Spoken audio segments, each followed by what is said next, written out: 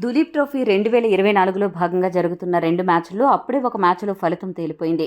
మూడో రోజు ఆట పూర్తిగా ముగియక ముందే అయ్యర్ కెప్టెన్సీ చేస్తున్న ఇండియా జట్టుపై రుతురాజ్ కెప్టెన్సీ చేస్తున్న ఇండియా సి జట్టు 4 వికెట్ల తేడాతో విజయఢంకా మోగించింది. ఈ మ్యాచ్లో మూడో రోజు హైలైట్స్ విషయానికొస్తే 202 పరుగుల ఆధిక్యంతో ఇండియా డి జట్టు మూడో రోజు ఆటను ప్రారంభించింది. రెండవ రోజే 8 వికెట్లను కోల్పోయిన ఇండియా డి జట్టు ఎక్కువసేపు ఆడలేకపోయింది. అక్షర్ పటేల్ 28 పరుగులు చేయగా హర్షిత్ రాణా 12 పరుగులు చేసి కొద్దిసేపు ప్రతిఘటించే ప్రయత్నం చేశారు.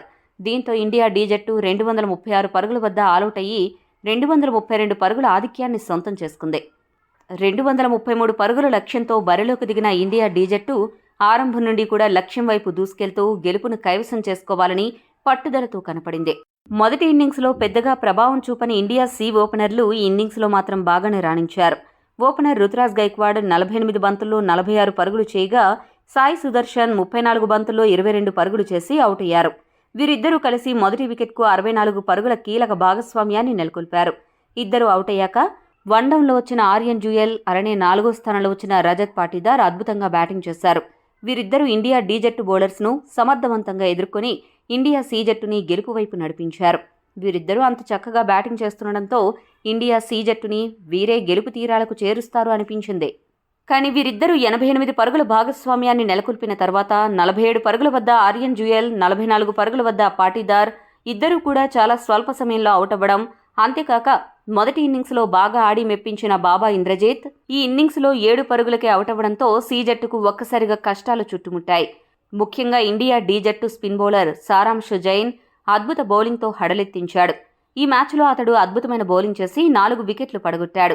ఇండియా సి జట్టు వరుసగా వికెట్లు కోల్పోవడంతో ఆ జట్టు గెలుపుపై కొద్దిగా అనుమానాలు మొదలయ్యాయి.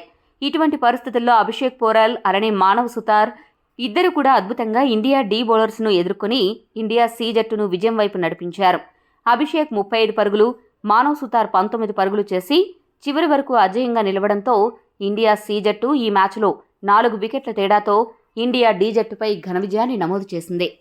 సారాంశ్ జైన్ 4 వికెట్లు పడగొట్టగా అక్షర్ పటేల్, హర్షదీప్ సింగ్ చెరొక వికెట్ దక్కించుకున్నారు.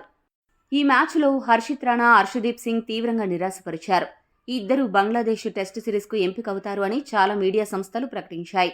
ఈ నేపథ్యంలో మొదటి ఇన్నింగ్స్లో 4 వికెట్లు పడగొట్టిన హర్షిత్ రాణా రెండవ ఇన్నింగ్స్లో 1 వికెట్ కూడా పడగొట్టకపోగా ఓవర్కు సగటున 6కు పైగా పరుగులను సమర్పించుకున్నారు. ఇక హర్షదీప్ సింగ్ 2 ఇన్నింగ్స్లు కలిపి 2 వికెట్లు మాత్రమే పడగొట్టాడు. ఇండియా డి జట్టు ఫ్రంట్ లైన్ బౌలర్లు తమ స్థాయికి తగ్గ బౌలింగ్ చేయకపోవడంతోనే ఆ జట్టు ఓడిపోయిందని విశ్లేషకులు భావిస్తున్నారు.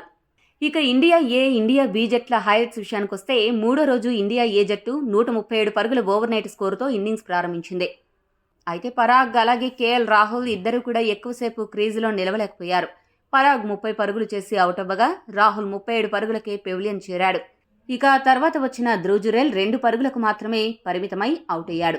మిడిల్ ఆర్డర్లో ప్రభావం చూపిస్తాడనుకున్న శివన్ దుబే 20 పరుగులకు అవుట్ అయ్యాడు. తనుష్ కోటియన్ 32 పరుగులు చేసి పర్వాలేదనిపించాడు. వీరిద్దరూ మినహా మిగతా టైలాండర్ బ్యాట్స్మెన్ అందరూ కూడా వరుసగా అవుట్ అయ్యారు.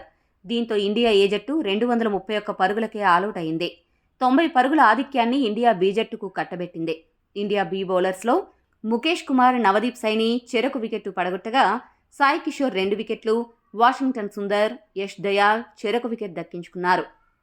90 పరుగుల ఆధిక్యంతో రెండో ఇన్నింగ్స్ ప్రారంభించిన ఇండియా బి జట్టుకు ఇండియా ఏ బౌలర్లు ఆరంభంలోనే సూపర్ షాక్లు ఇచ్చారు. ఓపెనర్స్లో జైస్వాల్ 9 పరుగులకు, అభిమన్యు ఈశ్వరన్ 4 పరుగులకు అవుట్ అయ్యారు.